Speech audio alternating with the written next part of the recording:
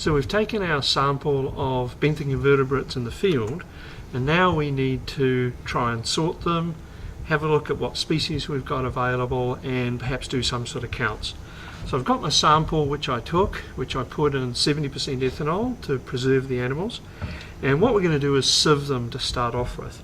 So we sieve them often into a white tray, because the white tray makes it easier for us to see these animals, and we put them through a mesh net here. So this mesh is 0.5 millimetre. That's the same size as the kick net that I used in the field.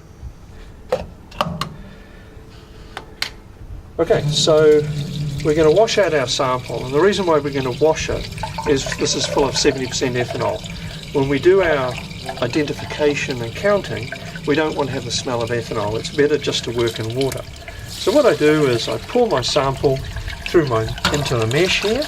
So this is my 0.5 millimetre mesh, and you can see there's quite a bit of fine sediment in here, quite a bit of organic matter, and there'll also be small insects and invertebrates in there. So make sure that my bottle's pretty empty, and then I can give them a bit of a sieve here using the 0.5 ml sieve, again to try and get rid of a lot of the fine sediment, try and reduce the amount of material that I've got in my tray when I come to sort it.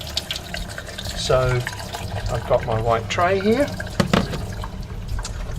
and now what I'm going to do is wash the sample towards the bottom of the sieve and then transfer it to the white tray, so that my sample now ends up at the bottom of the white tray, fairly clean. Probably always going to be some sort of sediment and organic matter in there, and I can just put my label in there and also just make sure there's all the material out of the bottom of the net. So you don't want to end up leaving anything inside your net, your mesh I should say. The last thing we want to do is have something in there which the next person's sample has your animals in it. And so now our sample is here ready for us to go and have a look under the microscope and pick out the small invertebrates and insects.